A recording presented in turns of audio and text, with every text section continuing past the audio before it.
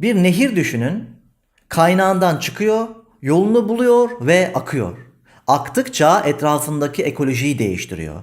Topraklar yeşilleniyor, çiçekler çıkıyor. Peki bu nehrin hiç tersine doğru aktığını düşündünüz mü? Şimdi size anlatacağım ters inovasyon tam da bunun gibi bir şey.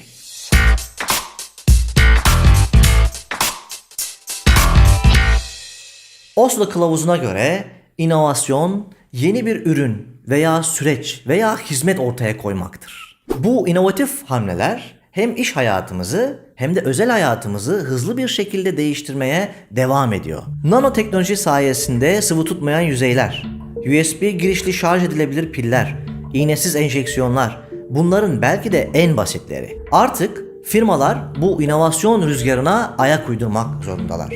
Aksi takdirde diğer firmaların rüzgarlarına kapılıp bir yandan bir yana savruluyorlar. Dünya pazarında isim yapmış firmalar bu inovasyona çok ciddi yatırımlar yapıyorlar. Hatta bu inovasyonların her birinin kar getirmeyeceğini bile bile.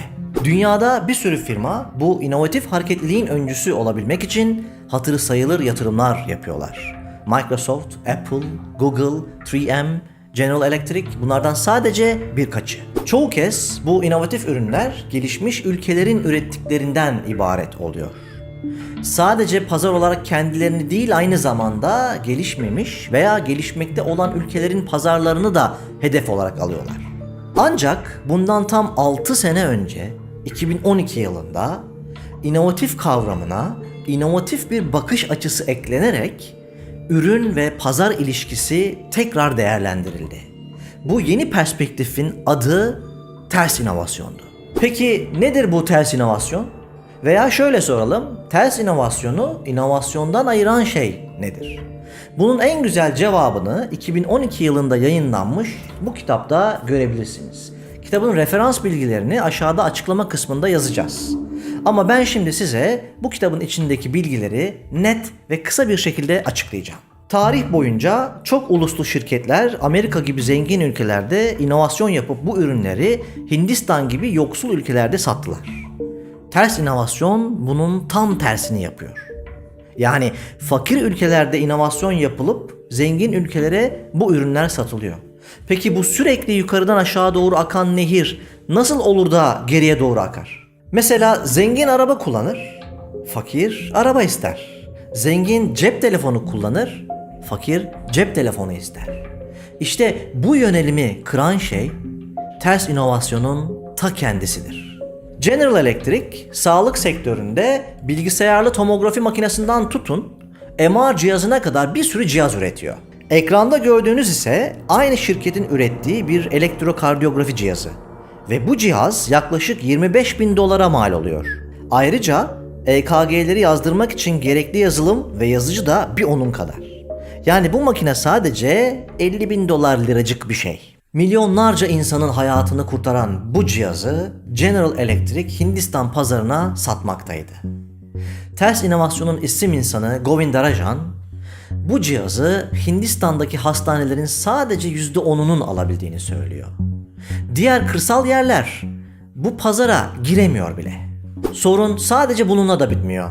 Çünkü kırsal Hindistan'da hastane de yok. Bu ne demek oluyor? Hastalar hastanelere gidemezler. Niye? Çünkü hastane yok ortada. Onun yerine hastaneler hastaya gitmesi gerekiyor. Bu şu anlama geliyor. Hastaneniz için almış olduğunuz bu 90 kiloluk elektrokardiyografi cihazını sırtlayacaksınız. Kırsal yerlerde bulunan hastaların yanına gideceksiniz ki pek de mümkün gözükmüyor. Hadi bir şekilde götürdünüz. Kırsal Hindistan'da elektrik de yoktur veya sürekli kesilir. Hadi onu da bir şekilde hallettiniz ama yine işiniz çok zor çünkü bu makina çok komplike bir makinedir ve uzman bir doktor tarafından kullanılması gerekir. O kadar ki bu makinenin kullanım kılavuzu sevgili Bakma Gör izleyicileri tam 500 sayfadır. Ancak gelin görün ki kırsal Hindistan'da doktor da yoktur. İyi ama kırsal yerlerdeki insanlar da hastalanıyor, kalp krizi geçiriyorlar. İşte bunu engelleyebilmek için General Electric $500 Make India adında bir EKG cihazı üretti.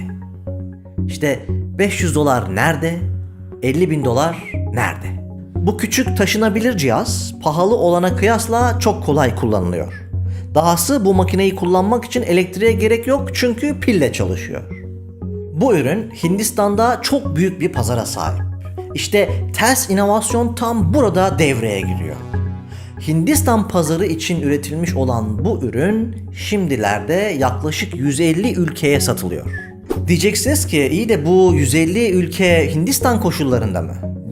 Değil elbette. Ama inovatif beyinler bu ürünü başka nerelerde kullanabiliriz diye düşündüklerinde çok farklı pazarlar keşfettiler. İşte örnek. Bir otoyolda kaza olduğunu düşünün ve oraya ambulans gidiyor. Ambulansın içinde bu 90 kiloluk cihazı götüremezsiniz. Ama bu 500 dolarlık küçücük cihazı götürebilirsiniz. İşte ters inovasyon bu şekilde çalışıyor. Fakir ülkelerin koşulları için üretilmiş olan ürün gerisin geriye dönüp gelişmiş ülkelerin pazarlarına girdiği vakit bu ters inovasyon oluyor. Dünya Fikri Mülkiyet raporuna göre 2016 yılında Amerika'dan 57.385 adet patent başvurusu yapılmış. Türkiye ise 1016'da kalmış. Şimdi videonun başındaki nehir metaforuna dönecek olursak, birileri nehri tersine doğru akıtmaya başlamışken biz aynı nehrin yanında mangal keyfinde kalmışız. Kalın sağlıcakla.